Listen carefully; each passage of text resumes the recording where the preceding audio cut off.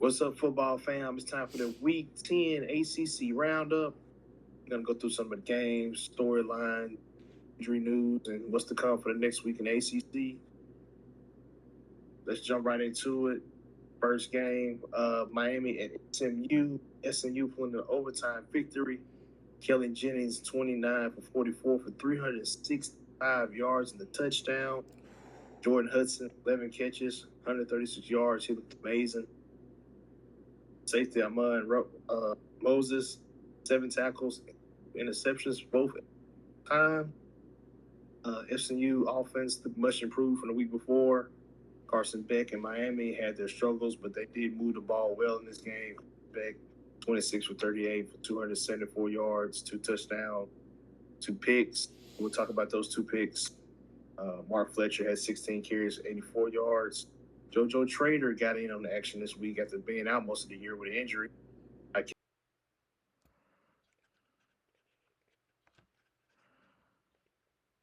Catches, 81 yards, and a touchdown. The ball spread around pretty much a lot in this game. Keelan Marion, 5 catches, 77 yards. Tony, 9 catches, 70. Ty, what are your thoughts on this game? Just your overall thoughts. So when I rewatched the game last night, I was looking at it. I know you said that they went away from the run game because it wasn't working. To me, it looked like it was working. They just stopped running the ball, which I don't understand why they stopped running the ball because they was gaining yardage. They weren't getting hit behind the line of scrimmage. So I guess they wanted to prove they can pass it for some reason. I guess they wanted to give Tony and Trader the ball more. And Carson Beck has 1 pick that game if Trader catches the damn ball. First off, like you can't ball with a ball, Trader, especially when you're in double coverage. That's the pick right there. That changed the game in my opinion. And then that was the first pick. Oh, go ahead. Then this Miami secondary is questionable. Like if they're not getting pressured, the secondary is not reacting to anything. So I think this Miami secondary needs to kind of step it up for the front 7. I did know that I did know the corner was one of the corners was out. Yeah. OJ Frederick was out. Safety, Jacoby Thomas did get hurt in the game. I know he did come back, but I'm not sure how well he was. There has been some transfer attrition at the safety position as well. Are thin at that spot. Not trying to make excuses, just saying that's what it is. As far as Miami with the pressure on the quarterback, season low this year in this game, 13 pressures, 49 dropbacks. That's the lowest of the season for the Hurricanes. The line did not get it done today. I told y'all before the game, to pick them, to use passer rating on the offensive line, 4 to 5 guys, 80 better. Show they whooped the Miami defensive line this year. Second time this season, the defensive line got lost. Times in Louisville. That tells you right there. If you can beat this Miami pass rush, beat this team, that was the key of the game. Miami don't get pressure. I mean, defense trouble. Ball. Louisville moved the ball consistently on Miami. SMU had 300 yards. That's pretty good right there. They didn't rush the ball well, but they threw it for a lot. And then it was all underneath. They like SMU killed Miami on the underneath passes. It's like they weren't trying to throw it deep. Yeah, Jennings threw it deep twice, and it was because it looked like it was just blown coverage. But besides that, it was just quick game. There was a lot of crossing and a lot of pick routes. Yeah. Stuff Miami did last year that they don't really do this year. That's might just be something they might need to look back into. My thing is how you beat a man coverage, crossing routes and pick routes. Why not change the coverage up? It's a question for Corey Heatherman. I wish he was here to answer it. Even I can see that. So let's get into the meat of this game. Did SMU win this game or did Miami lose this game? I mean, it's just credit to SMU. Like we know that SMU has only lost 1 game in the ACC these last 2 years, so we know they're not no slouches, and we know in college football anybody can be beat. But at the same time, SMU played a great game. They They rushed the quarterback, which is the second time that Carson Beck has been under pressure the whole game. Another loss, like the Louisville game. So that's another problem there. So can Carson Beck handle the pressure when he's under pressure? That's my question to you. I think he can. I don't think he was pressured as much. I mean, if we just fast forward to the overtime real quick, and we'll jump back to the game. On the last play that Miami had the ball, got the ball and immediately got pressure on the inside. Yeah. He steps up into the pocket. Before he throws it, you see Malachi Tony across the screen, slant. He's ahead of the DB. He can't throw the ball because the pressure's in place. So he steps up in the. He doesn't even reset because if he resets, he's gonna miss Tony. He's gonna be late. So he doesn't even reset because he thinks Tony's gonna come on that slant, throws that ball. Picked off at the 2 by Moses. Tony stops the slant and cuts up to the end zone. Defender, therefore, gets the ball. That pick, Tony. I think it's on the left. I think it's on the left tackle too, because if you watch it, if he doesn't step up, the left tackle's beat. So he has to step up even more. Yeah. Step up. He has to step up in the pocket because the pressure was there. Did the right thing. Just the result was not the right result because receiver, that's freshman receiver, he will learn. Quit on the route and cut up because he thought Carson missed him. Mm-hmm. So that's an example of him handling the pressure. It's just the results didn't come out the way he wanted. Another instance in this game, Miami just really kicked themselves in the penalties, man. It's getting kind of ridiculous at this point. I'm so glad we're recording this now, not right after the game. But the penalties that Miami's getting now is kind of ridiculous. Right? They double-digit penalty calls week. Crazy amount of yardage. This week it was 96 yards. I think it was fair calls too, though, on both sides. I think you full of shit. It was not. Everybody gets held, man. That's like it's easy to miss a holding call every now and then. Go back and watch it. I looked at it on YouTube. Let's go back to the final play again. Got Tony coming on the slant. Tony's in the slot. On the outside, I think there's JoJo Trader. He's running the same slant, but he's yards up. He's in the back of the end zone. He's the primary target. Can't get the ball because he's as soon as he makes the slant. Go look at it. He is tackled. Carson still has the ball in his hands. He does not complete his route. There is no flag. Had that been on the other side of the field, Miami would have been called. Right or wrong? I really don't know. Go back and look at matter of fact, research for you. Research for everybody listening. Go back and look at the penalty calls Miami and the teams they played against this year. Everybody's played such a clean game against Miami. Let the ACC say it. Miami's getting called over and over and over penalty. I'm not trying to fanboy out here. I'm just saying it's a narrative out there. There's smoke, there's fire. The ACC really needs to look into it. I hate this conference. This is the worst officiating I've ever seen in my life, week in and week out. Not just in the Miami game, all across the conference. It's just terrible. There was a personal foul call on Marquise Lightfoot where he hit the quarter, whatever. He pulled up, still hit the quarterback, but look at him in the head. He didn't hit him. Okay. Held the man up. Guys, the Kelly Jalen still fell. Stop, but nope, everybody was still moving. The lineman was still blocking. Our wide receiver was still running routes. One heard the whistle. So that shouldn't have been called. Put it out there. Been banged. Held all game. It was not called. Check the man. It's out there.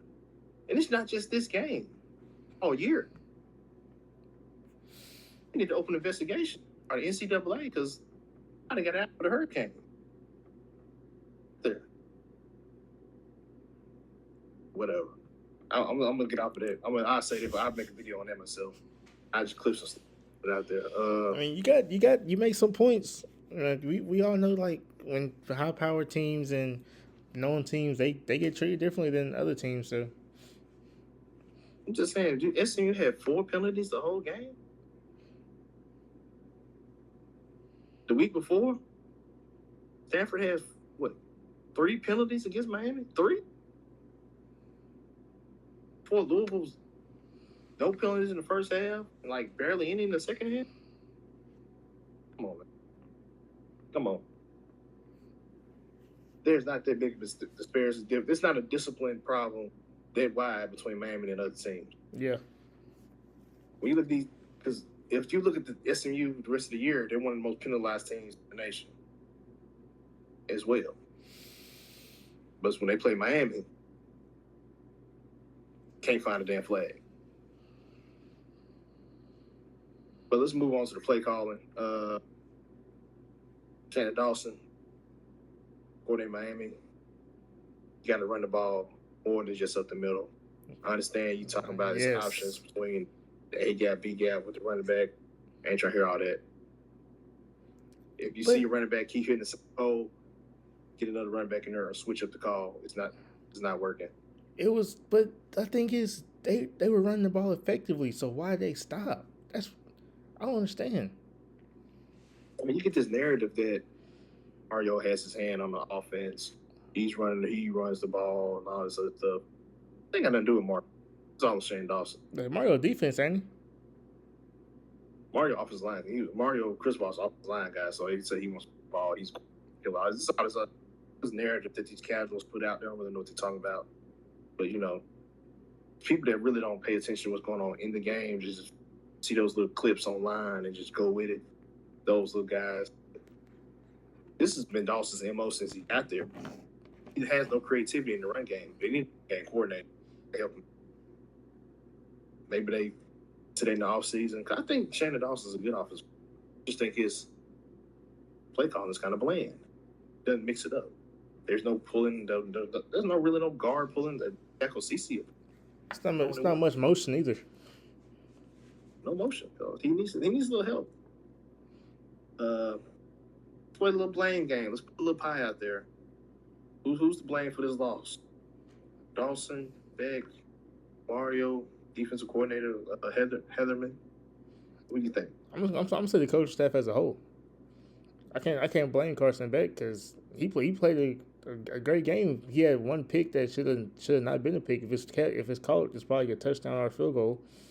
But you gotta make adjustments. And look like on Miami said in the second half, we just don't pass the ball the whole game. And SMU continued to run the ball and do what they did. They kept the passes in front of them. They didn't try to throw it deep. But I blame the coaching staff this game. I'm going to second that, man. If I can play the little blame pie, Carson Beck gets another pass from me. Those picks went on him. Be real. He has 9 on the season, but that's a lot. I think that's tops in the ACC, but yeah, but you can say like 4 of those you can take back though. Yeah, so he's had a lot of tip ball picks this year. Let's be real. Yeah, but people ain't going back and looking at that and just see a number and go with it. Whatever. But yeah, I'm gonna say this one's on Mario with no halftime adjustment. If your coordinators ain't making adjustments, that's on you. He had to step in and ask them, what are they doing? The game plan ain't working. The game was too close to the halftime. But the offense in general should have made adjustments. Especially on defense. Defense in the second half, definitely in that fourth quarter and overtime. You really just let SMU run it down your throat in overtime. Didn't understand it. Couldn't believe it. Didn't know what I was watching. Thought something was wrong with the computer. I thought it was AI. I just couldn't get with it. I did not. If you told me Miami lost from the past game, I'd have believed it. To see them just let SMU run it down their throat in overtime, just they said, well, we maybe 60. Chris Johnson Jr. had a game. Yeah, whatever. he hot, but What's next for Miami? A bowl game. About right. I mean, I think their playoff shots are way down the toilet because Georgia Tech has one loss. Miami has what, two losses, Two. and Louisville has one loss or two. Louisville has one in the ACC. Pitt has one in the ACC. Virginia has one in the ACC. Georgia Tech has one in the ACC. Yeah. So Miami's, by that merit, they're already behind by another game. So the conference is going to have to basically cannibalize itself. What about SMU? What do you think? What's up with next with them? they're not going to win. They still in the ACC. They're not going to the ACC championship. They'll just be another bowl game. But I do like what Red Lashley's doing though. I'm about to ask you, is he a top 25 coach? Oh yeah. That's conservative. Who wants to go to SMU? Be honest. Be real. They were legit back in the day, supposedly. I mean, because you got Houston, Texas Tech, TCU, and Baylor all right there around each other. I want to see about SMU right now. Right. They weren't thin. I said they weren't thin. SMU still only one ACC loss. That's last 2 week. Years. So. Yep. Interesting stat for you. Mario Cristobal has now 13-10 against unranked opponent. That's terrible. That's 13-10 against unranked opponents. That's bad. He's better. You're right. Gonna get in that ass though. Malachi Tony setting the rookie record at Miami for 52 catches. Rookie record, freshman record. 52 catches on the season with 4 games to go. So he's gonna crush that. But that's enough about this game. Let's move on to the next one. Upset. Yo, Georgia Tech Yellow Jackets. My Georgia upset. Tech? Oh, they're not yours no more? Oh, Turn them down? I thought it was ours. Georgia Tech. Eichel. Anyway. I never said they were my team, though. I think with Haynes King is going, it won't be my team no more, but. Yeah, they just took a 48-36 loss to NC State. Guy stepping in for Hollywood Smothers. 107 total yards, 196 rushing, 24 attempts, touchdown. We're seeing a lot more of him because Hollywood Smothers will be out for a while. TJ Bailey with a big game. He's looking better and better as the year goes on. 340 yards and 2 touchdowns. Haynes King, another big game. 25-35, 408 yards, 2 touchdowns, 1 pick. 20 rushes to quarterback. 103 yards, 2 touchdowns. His 5th game of that caliber this season. Jordan Allen, catches 110 yards. Georgia Tech at the wide receiver spot. Let's talk about this game, man. NC State ran the ball down their throat, man. 243 yards. Tech 101. It's the first time this season Georgia Tech's been outrushed by them. Well, this is a lot about the defense. Brent Key has got to find a way to get stops because Haynes King can't get a fourth quarter drive and win the game every game. That's not sustainable. And they had CJ Bailey looking like, what's his name? CJ Bailey? CJ Finley? CJ Bailey? They had him look like a first round pick in 2 years. Like, that's how good that man looked Saturday. And I don't think he's that dang good, but he looked fantastic. So this Georgia Tech defense has to get pressure on quarterbacks. That's their weakness, in my opinion. Like, the offense is going to be the offense. We know it is, but the defense has got to get stops. I don't know what Brent Key was doing this offseason, but he didn't get no transfers on defense. He got a couple, but those guys ain't panning out. They're supposed to be pretty good this year on defense, but they supposed to be. The best players are safety. They passable at best on defense. I would say passable. Solid. Passable ain't great. They play a better. They play a better team. They're not getting in. They're not winning the game. They got exposed a little bit. Georgia Tech's off in the middle. You see it now. If Georgia Tech misses the ACC championship game, do they still get in? No. Playoffs? Nope. They have to win out. They have to win out. What if they win the next two ACC games and lose to Georgia? They still get. They got Boston College and Pittsburgh. I see one win. That's Boston College. Like I don't think they can beat Pitt, especially if the running back plays. I don't think they'll beat Pitt. That's before. The other one, I think he's hurt right now though. They won from Miami. Those D4. D4. Sorry. You good. If he plays, I don't think they beat Pitt. Yeah, it's gonna be a heck of a game. I know that. It's gonna take some Haynes King Rose to win that game. They're not beating Georgia. Georgia Tech is the home team in that game. They are on a bye this coming week. They come back against Boston College. Gonna be cold up there. See how Haynes King like getting hit in the cold, like slowing down. Might not rush as much. If he don't rush as much, they're gonna lose. Yeah, that Boston College game, they got Pittsburgh and Georgia. Georgia is a neutral site in Atlanta somewhere. So how neutral is that? Right. I think Georgia Tech is in Atlanta. I think Georgia Tech still can make the ACC. I mean, they still obviously. As long as they don't lose to Pittsburgh, that game comes. That game, or they can't lose. They lose that when they don't go to the ACC championship. I don't think they go to playoffs, even if they beat Georgia. I think if they win or lose to Georgia, it doesn't matter at all. I don't think it does either. If it does, it matters some if they lose to Pittsburgh. Maybe it just gives them an outside chance of getting in. But if they beat Pittsburgh and lose to Georgia, I don't think it matters because they still go to ACC championship. I don't think they beat Georgia though. So on Georgia. I mean, I don't know, man. That win last against Florida, we're gonna talk about it. But that win was impressive. Was it? It was. We're definitely gonna talk about it. Did they actually win? Yeah. I mean, who got the final score? About officiating, Georgia been getting blessed all year. I guess Hugh Freeze deserves a pass too, huh? He definitely was catch. We're gonna talk about that in the ACC Round Up. NC State bowl chance they're 5-4. Their next 4 weeks or next 4 games, final 4 games of the season. They have a bye this in there at Miami versus Florida State, UNC. They need 1 game to go bowling. Who do they get at? Miami. Miami. I'm just playing. Well, they for sure beat UNC for sure.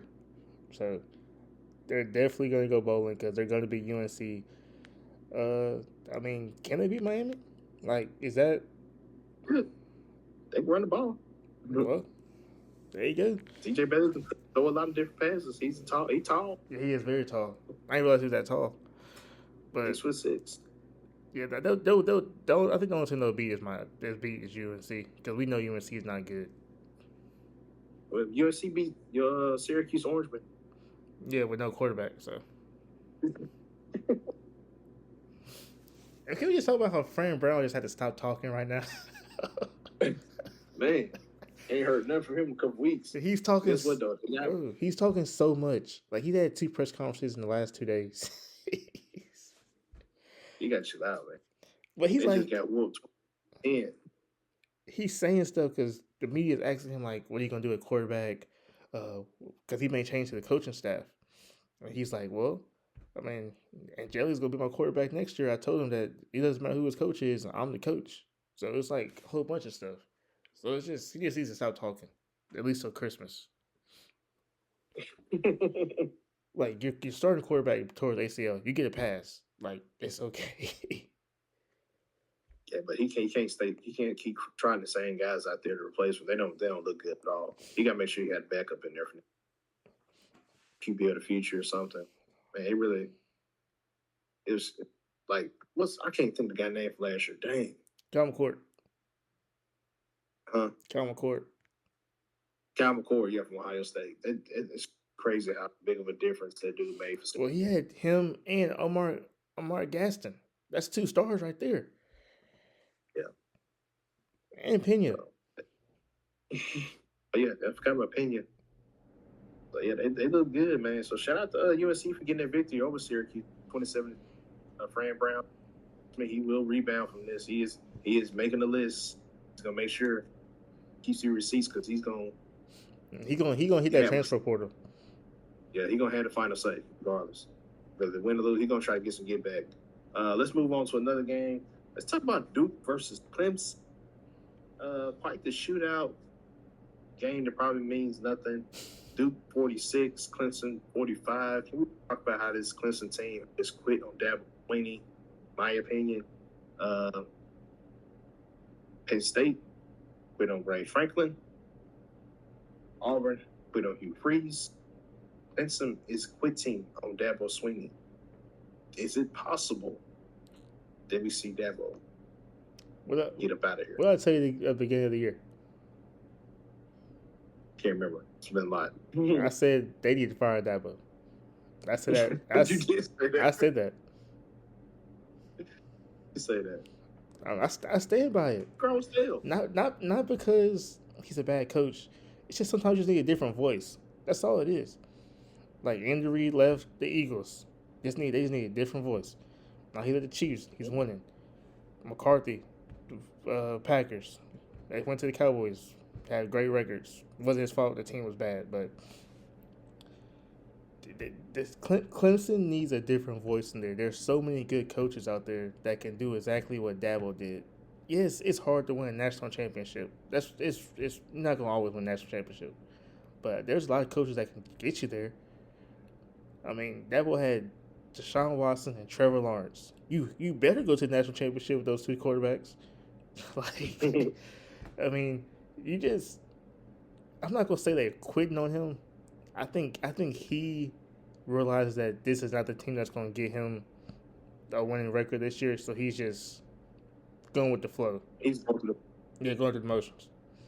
Because I think he realizes Cade Klubnik is not the guy he thought he was. Even though he had a pretty good game, but the defense isn't what he thought it was. And what's the one thing about Dabo? He loves defense, even though he loves having a quarterback. Defensive bodies all over the field. I don't understand why it's not working. I don't need to have a great defensive line. They have DBs. I'm like, so I don't know what's going on. On paper, they probably have the best defensive line in the country. They might have the best defense in the country on paper. I can see that too. Yeah. So I can see that too. When it hits Christmas time, we're gonna have a big shakeup at Clemson. I can feel it. Oh yeah. Transfers, firings. There's gonna be some changes made, definitely on the defense side of the ball. I think Clemson might actually go to the portal. They're gonna jump into the portal this year, and they're gonna find a quarterback because ain't nothing wrong with that. They can't keep. That's what teams do now. Just can't depend on what's in the house. Yeah, Cade Klubnik all this time. What'd you get from it? They got the Christopher Easy guy, Zealy, whatever his name, the Italian guy, backing him up. He's supposed to be pretty good. I heard I haven't seen much of him. So, of course, he'll get his shot, but I think they still go out there. Talk about the fact that Duke is still in play for the ACC championship. Is Darian Minster the best quarterback in the nation? Nation? I won't say nation. Definitely up there.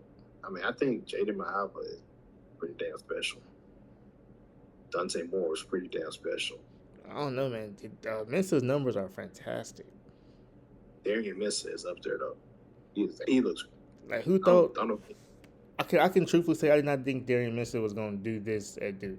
I knew he was good, but I didn't think he was going to do this. I was ready to say early in the season. I kept saying how much Duke was giving him $2 million a year and all this other stuff, and I was like, I'm saying that because when it blew up, I wanted to be able to refer back to this is what they're paying this guy. Good for every penny. He was underpaid. Darian Minster is amazing. He's amazing. He's gonna be playing on Sundays. He's gonna be leading somebody's franchise in the NFL. He's a franchise QB. I totally agree. He's a Darian Minster, 27 for 41, 360 some yards, 4 touchdowns. against Clemson, this defense we were just talking about, all these NFL bodies on it. T.J. Parker, Peter Woods, Terrell. What happened to Terrell? He was so good. Now he's like so bad. Same thing happened there, just bad. Like he's quitting on his coach right now. So like, jeez, like you're AJ Terrell's brother. Come on now. But yeah, I mean, as good as Darian Mincer was he the best quarterback on the field this week? This week or like in the game? In the game, I think he was. Yeah. Jay Klubnik had a heck of a game. 27 for 36, 385 yards, 2 touchdowns. By far his best game. It was definitely his best game against a main Diaz defense. So, Marcus, we said it. But he's a defensive-minded coach, but his defenses are so bad. I don't get it. When he's the defensive coordinator, he's solely focused on defense. You don't want to see Manny on the sideline. If he's the head coach, management becomes an issue. He's too almost. It's like he's It's like he's too prideful to hire someone just to do the offense. Like he wants to be involved in both as a head coach. Just be involved in one side of it. Yeah, I guess that's one way to put it. Yeah, but he has to put he needs to step in and put his stamp on it. I know he can. Yeah, he probably will. But look at Penn State. When he was at Penn State, when he was defense coordinator, they were the best defense in the nation. When he was at Texas, one of the best defenses in the nation, not the best defense in the nation. So when he was defense coordinator in Miami, they were one of the best defenses in the nation. Now his defense sucks. Antonio Williams had himself a game too for Clemson, wide receiver position. 10 catches, 142 yards, and a touchdown. Don't want to have step on him. Give him his props as well. I like Randall though. So I like Randall in the backfield. He's gonna be a star. Yeah, I like Randall. He should be solid in the run game. I got a stat for you: 560 yards, the most yards that Clemson has had in a loss. Second most yards was that though. We kind of talked. I was going to ask you. We kind of jumped the gun, but where does Darian Mincer rank among ACC quarterback? ACC probably first. Over. Okay, definitely over Beck. Over King. Definitely. So he's over Haynes King. Right now, yeah. And until if Haynes King can just pass it accurately, I mean that's his only flaw. He's not accurate. I don't know if it's Haynes King or is it the receivers? That's the next. I think it's the receiver. I think it's more the receivers. I mean, he's a runner. He's a runner. I'm not gonna deny that. Yeah. That's his biggest strength is his legs. But he can't throw. He can put it on the string and put it out. I would like to second your opinion and say that Daniel Mincer is by far the best quarterback in the ACC. Miller Moss is pretty good. I can't take anything away from Virginia right now with oh my God, I can't even think of his name now. His name is Moses, ain't it? Chandler Moses, yeah. Chandler Morris. Morris. We got there. There we go. Can't take anything away from him. He looks good. So yeah, but I think by far Darian Mincer, he got at QB ACC. He is QB1 ACC, but do they are Americans in my opinion. Should Clemson move to another conference playing like this? No, Clemson is if we're talking just football or just all sports. I mean, I think with a realignment of college football, I think it'd just be for football. They'll probably eventually move sports over. They think about going to SEC. Don't think Clemson really wants to do that right now. If I'm Clemson, I think I'd wait it on out for a little while longer. But it seems like every offseason those talks come back up about Clemson and Florida State wanting another conference. Miami is also another team. Miami, North Carolina. They always talk about going into the Big Ten. I can understand why they want to get the ACC. It's terrible. I'm talking about the structure and management of the conference, not the actual teams. Terrible. Or the worst conference ball. Big.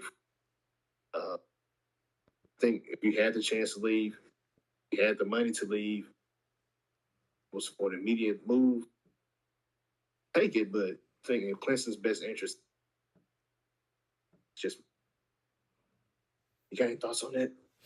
I'm gonna say this. I think it's so Penn State's independent, right? Penn State's Big Ten. No, Notre Dame's in it. Look, okay, Notre Dame's independent in football, but they're ACC in basketball. So And everything. and everything, right? So if you can do that, what's the point of having conferences in college football anymore? That's my biggest thing. Like if my team can be in the ACC in one sport or all sports, but be independent in our main sport, and I'm still generating revenue, what's the point of even being in the conference? Why not just put the best teams against each other? Good point. Good point. Good point. Think about how much revenue you I think would gain from that. I get, you got to play the small schools so they can get their money for their teams and all that. I'm sure. I mean, yeah, do about two of those a game, two of those a year, but generate the revenue and TV deals by just playing against the best teams. Come on now. I think they eventually gonna get to that though. Like it's gonna happen. Like it's gonna mess around and be like 18 teams in the Big Ten. It's gonna be crazy. It become the Big Two, Big Ten ACC, and they're gonna do the cross brand game. You send teams down there to play every year. Send a couple teams up there to play. It's gonna be it. Well, they do that in basketball already, so yeah, they had the Big Ten ACC challenge. yeah, ACC versus Big 12, I believe. Well, no, ACC versus Big Ten, ACC versus 12. I think is what it is. That. But had another game. Florida State got back in the winning column this week, 42-7 over Wake. About time. Don't want to spend any time on that. Pittsburgh also got a victory over Stanford, 35-20. Pittsburgh's now 7-2, right in the midst of the ACC championship picture. Notre Dame, ACC step, brother, 25-10 over Boston College. But the game was in Boston College. College was a little tougher to beat at home, but they are beat them. Been getting beat all year. Virginia, Cal, but let's spend a little time talking about this one. Virginia got the victory on the road on a cross-country trip, 31-21. Virginia now 8-1. So I gotta say this team is good. It's their seventh straight victory. Seventh time they had 7 straight victories. 2007. Jamari Taylor, 2 rushing touchdowns on 21 carries. Y'all, Cal has lost 10 straight games against ranked opponents. Last victory is against number 21 Oregon and head coach crystal ball. After starting 5-2, the Bears have now lost 2 in a row. Chandler Morris, 24-26, 262 yards. He had 6 carries for 38 yards. JSK with 19-30 for 213 and 2 picks. Talk about this game. Is Virginia a college football playoff team? The way they're looking like, yeah. Don't win ACC. If they don't win, I don't think they get in. Because we know the committee. Who wants to watch Virginia?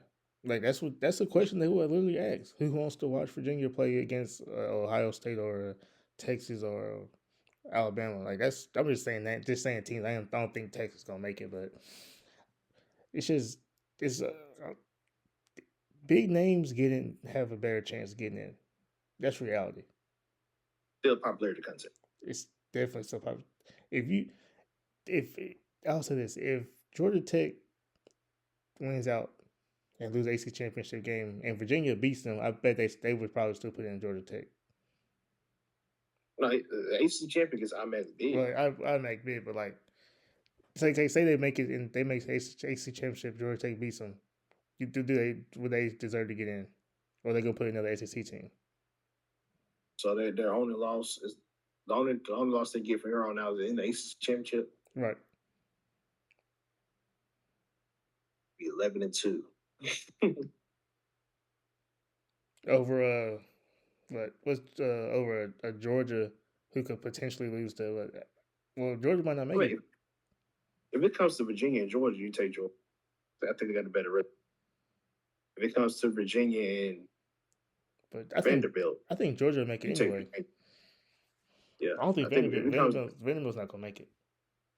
if Georgia Tech's beat Georgia and they go and they beat Virginia, then you can tell we can have a discussion about Virginia and Georgia. But if Georgia beats Georgia Tech beats Virginia, Georgia still gets in over Virginia, in my opinion. They beat the team that just beat you. Right. Automatically. So there's no discussion. If you get down to nitty gritty, talking about the 12th spot, talking about Texas Tech and Virginia, there's a conversation. We also have other teams at Tennessee, Louisville. Yeah. And that's what I was going to get to. I think the team in the ACC championship, they're not going to playoff. The third place team will be the one that gets in, and that'll be like Louisville, Pittsburgh. Maybe. I doubt it. This was Miami's year. Like if you want to, this was their year. Last year was their year. I think it's this year. They got I know you got Cam Ward, but Carson Beck's no slouch. He's not, man. His defense is better, a lot better than last year. A lot better than last year. I don't know. This is the window. It's gonna be closed. Closing that this year. I'm trying to think about it. Is Tony Elliott the ACC Coach of the Year? I still think it's Brinky. Okay, I'm not gonna give you much pushback on it, but I think Tony Elliott might be the guy. I might put Jeff Brom over Tony Elliott though. I can see Jeff Brown getting there too, but I think Tony Elliott is especially with the win over Miami. When you look at these rosters, his roster's worse. That's true. That's very true. Well, has a pretty good roster with a lot of blue chip talent. Georgia Tech has Haynes King. Tony Elliott has just some guys. And I think he's getting it done out there. I want to give him some props on that. I want to make sure his name gets mentioned. I can't wait to see who they give it to. I think he's a name they will give some consideration. He'll probably get it, though, because Brent Key's been doing this for years. So he'll probably get it. Yeah. But I don't think Brent Key's ever won it, though. It might be his time. Which is crazy. Yeah. What does guy have to do to turn things around before they go play Louisville? They got a bye this week, I think. They play Louisville coming out the bye. At Louisville. Who? Cal. Cal's done. They've lost 3 in a row now, I think. 3 of them. Cal's getting ready for next year. Done? They're done. They're getting ready for next year. I didn't think Mendoza would have this much of a factor of not being there. Yeah, that's crazy. I didn't see that either. I did not see that coming.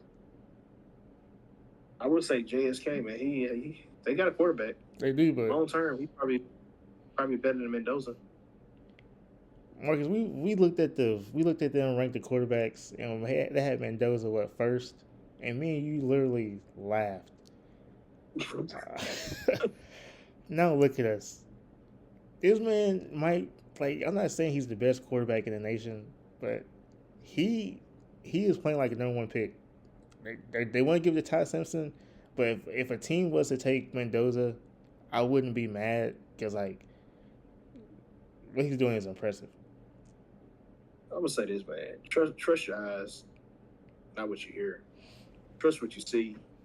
I don't see it. I wouldn't pick him number 1, but I wouldn't be mad if a team thought if they needed a quarterback, they would pick him. I'll say that.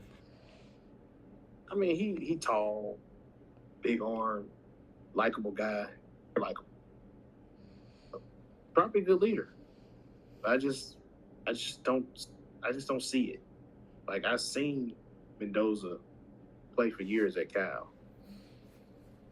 He's okay. He'd be a solid quarterback. He might even get it. No, at best, he's Sam Donald. I mean, is that the number 1 pick? Yeah, he was, but we know what kind of situation he was in his rookie year. So look at him now. That's what I'm saying. Yeah, is that what you want? Yeah. So, I mean, he put up 40 against the Commanders.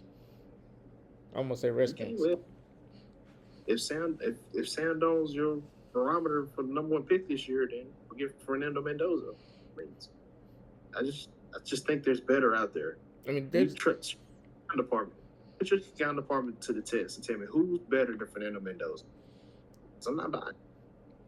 I mean, this draft is kind of weak for quarterbacks, so it's not really like he's a. I mean, I think some names are emerging. It just depends if they enter it. If they don't enter, then Mendoza's right back at the top. Yeah.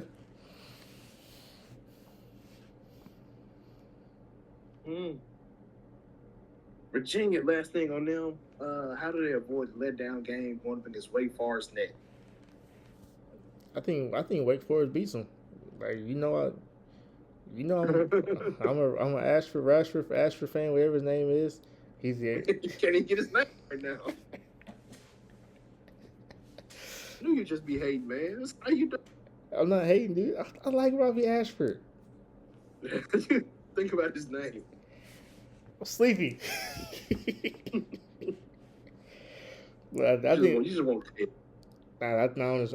But further, it's definitely an upset game because we know this Wake Forest team is no slouches. Like they're playing great at the quarterback position. They have a great running back. If he gets the touches, because they will get away from it. They've done it before against a Georgia Tech game. But Shout out Desmond Claiborne. Shout out. But this is definitely an upset game to watch, though. I would agree with you on that. With that, let's take a look at the week ahead for the ACC. Week 11. Right off the bat, we're going to go ahead and talk about it. Virginia hosting Wake Forest. Virginia is now number 12. That is that's the last spot in the playoffs if it was to fall out. There's no at-large right there. Another game you want to look at is SMU at Boston College. Duke at UConn. Don't know why they're playing that team this late in the year. Cal is playing Louisville this week. I thought it was next week. So you got Cal at Louisville, over inside the top 15. Fran Brown is taking his Orangemen down to South, take on the Hurricane. Stanford and UNC. Florida State, Clemson, the big rivalry game there. What games you going to be looking at the ACC this week? I'm looking at Miami and Syracuse game to see if Miami can bounce back. Because we know Fran Brown is a psycho, and he might come out with the best game plan just to prove that, hey, I still got it. And if I'm Miami, the first thing I'm doing is shutting down this run game. That's the first thing I'm going to do, because Fran Brown loves to run the ball. So I'm watching this Miami and Syracuse game just to make sure that Miami is still the team that we know they are. Mark my words, man. Syracuse has looked like cheats. I know. All season offense, and Jelly went down. Oh, it's all since okay. On offense. Watch this week. They like the 2019 LSU Tigers. That's what I'm saying. You gonna swear Jamar Chase is on their field somewhere, and Justin Jefferson is out there, and there's Joe Burrow on the center. Watch. I'm telling you, this man got a hard on for Miami. The man's a psycho. Like, he's legit crazy. So y'all just watched that game. Throw the records out the window. Florida State versus Clemson, a little big game to watch. One of the most watched games of the year every single year. Clemson hosted Florida State. I think this might be Clemson's last home game of the season. So this Cade Klubnik's, I think it's his bye-bye game for the Clemson University. So fans should be out for that. Florida State looking to play spoiler. Huh? Is he a senior? Yes. Okay. Florida State needs this victory to go bowling. I think Clemson's going bowling, so it don't matter. But yeah, Florida State going to try to keep their bowl hopes alive. Cal going across country to play Louisville. You have to keep your eyes on that. And definitely that Wake Forest, Virginia. Closing thoughts on ACC before we close the book on week 10. This was Georgia Tech's conference to win or to lose, but we saw that they lost and got drugged last week. So this conference is wide open. I don't know where it's going. I have no idea. Yeah, this probably was outside of the Big Ten. You thought this was probably the next most complete conference as far as knowing who was going to be in the championship. You can throw that out the window. It's complete chaos now. It's 4-way tie at the top. 5 or 6 teams are right there, just one game out. So a lot of football left to be played in the ACC, thanks to Georgia Tech. And wait to see how it plays out, man. Shout out to Virginia and Louisville. Y'all doing your things out there. One loss on the season. And Miami, you got to bounce back. Congratulations, big victory. Duke, big victory. Like I close it out. That's it on the ACC. This week 10, y'all. Let's check out week 11. Yeah.